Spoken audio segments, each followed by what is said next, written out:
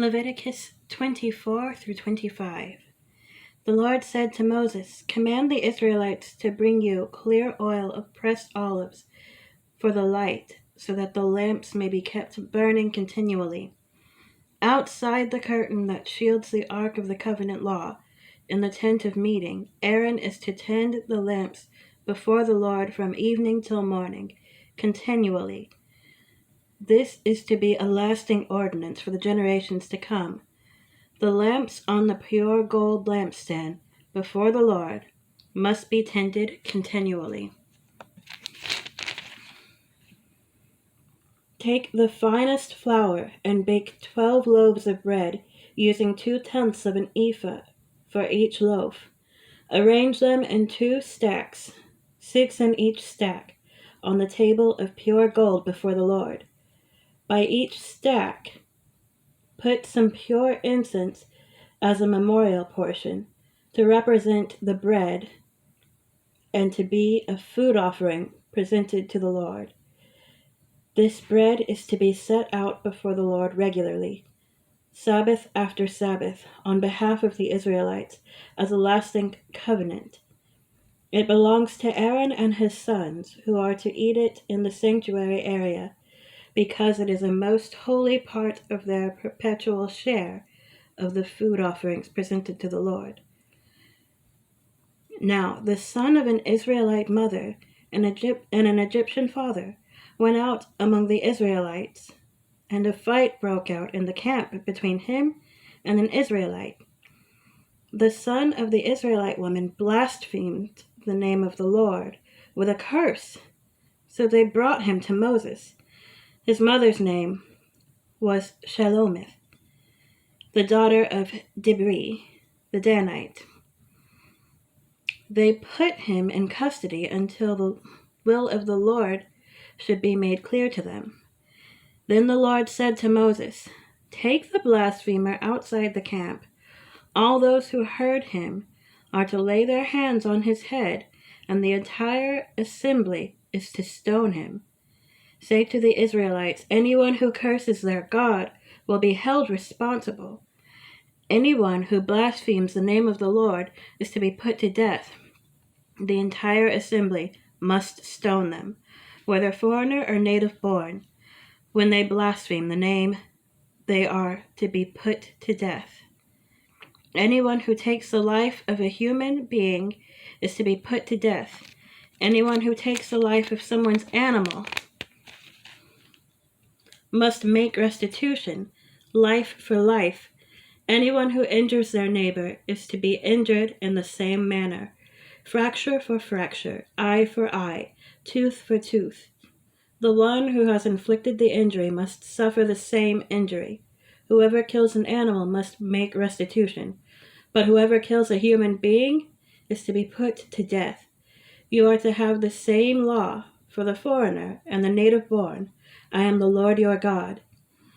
Then Moses spoke to the Israelites, and they took the blasphemer outside the camp and stoned him. The Israelites did as the Lord commanded Moses. 25. The Lord said to Moses at Mount Sinai, "Speak to the Israelites and say to them, when you enter the land I am going to give you, the land itself must observe a Sabbath to the Lord. For 6 years sow your fields, and for 6 years prune your vineyards and gather their crops. But in the 7th year, the land is to have a year of Sabbath rest, a Sabbath to the Lord. Do not sow your fields or prune your vineyards. Do not reap what grows of itself, or harvest the grapes of your untended vines. The land is to have a year of rest. Whatever the land yields during the Sabbath year will be food for you, for yourself, your male and female servants, and the hired worker and temporary resident who lives among you, as well as for your livestock and the wild animals in your land. Whatever the land produces may be eaten. Count off 7 Sabbath years, 7 times 7 years, so that the 7 Sabbath years amount to a period of 49 years. Then have the trumpets sounded everywhere on the 10th day of the 7th month, on the day of atonement. Sound the trumpet throughout your land. Consecrate the 50th year, and proclaim liberty throughout the land to all its inhabitants.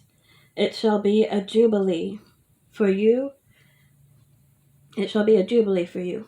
Each of you is to return to your family, property, and your own clan.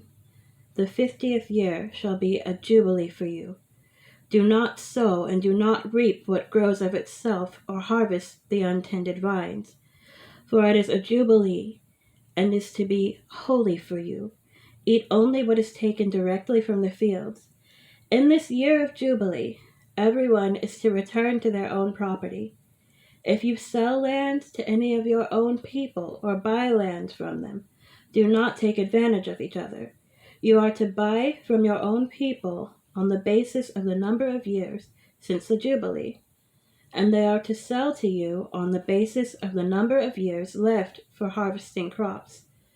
When the years are many, you are to increase the price, and when the years are few, you are to decrease the price, because what is really being sold to you is the number of crops.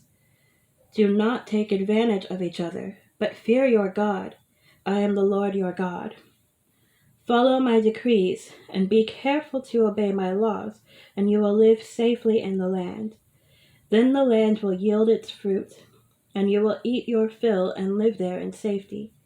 You may ask, what will we eat in the 7th year if we do not plant or harvest our crops? I will send you such a blessing in the 6th year that the land will yield enough for 3 years.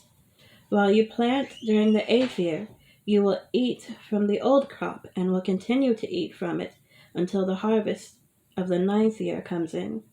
The land must not be sold permanently, because the land is mine, and you reside in my land as foreigners and strangers.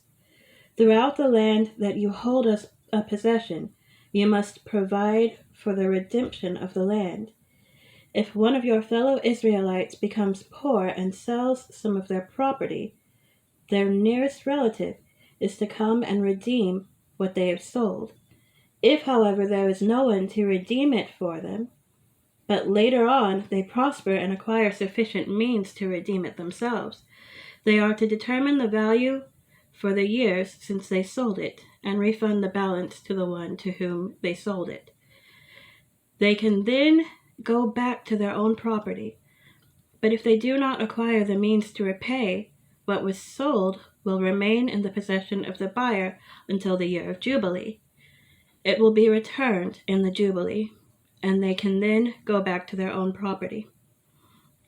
Anyone who sells a house in a walled city retains the right of redemption a full year after its sale. During that time, the seller may redeem it. If it is not redeemed before a full year has passed, the house in the walled city shall belong permanently to the buyer and the buyer's descendants. It is not to be returned in the Jubilee. But houses in villages without walls around them are to be considered as belonging to the open country. They can be redeemed, and they are to be returned in the Jubilee. The Levites always have the right to redeem their houses in the Levitical towns, which they possess. So the property of the Levites is redeemable, that is, a house sold in any town they hold, and is to be returned in the Jubilee, because the houses in the towns of the Levites are their property among the Israelites. But the pasture land belonging to their towns must not be sold. It is their permanent possession. If any of your fellow Israelites become poor and are unable to support themselves among you, help them as you would a foreigner and a stranger, so they can continue to live among you. Do not take interest or any profit from them, but fear your God, so that they may continue to live among you. You must not lend them money at interest, or sell them food at a profit. I am the Lord your God, who brought you out of Egypt to give you the land of Canaan, and to be your God. If any of your fellow Israelites become poor and sell themselves to you, do not make them work as slaves. They are to be treated as hired workers or temporary residents among you. They are to work for you until the year of Jubilee. Then they and their children are to be released, and they will go back to their own clans and to the property of their ancestors. Because the Israelites are my servants whom I brought out of Egypt, they must not be sold as slaves. Do not rule over them ruthlessly, but fear your God. Your male and female slaves are to come from the nations around you. From them you may buy slaves. You may also buy some of the temporary residents living among you and members of their clans born in your country, and they will become your property. You can bequeath them to your children as inherited property and can make them slaves for life, but you must not rule over your fellow Israelites ruthlessly. If a foreigner residing among you becomes rich, and any of your fellow Israelites become poor and sell themselves to the foreigner, or to a member of the foreigner's clan, they retain the right of redemption after they have sold themselves. One of their relatives may redeem them. An uncle or a cousin or any blood relative in their clan may redeem them. Or if they prosper, they may redeem themselves. They and their buyer are to count the time from the year they sold themselves up to the year of Jubilee. The price for their release is to be based on the rate paid to a hired worker for that number of years. If many years remain, they must pay for their redemption a larger share of the price paid for them. If only a few years remain until the year of Jubilee, they are to compute that and pay for their redemption accordingly. They are to be treated as workers hired from year to year. You must see to it that those to whom they owe service do not rule over them ruthlessly. Even if someone is not redeemed in any of these ways, they and their children are to be released in the year of Jubilee, for the Israelites belong to me as servants. They are my servants whom I brought out of Egypt. I am the Lord your God.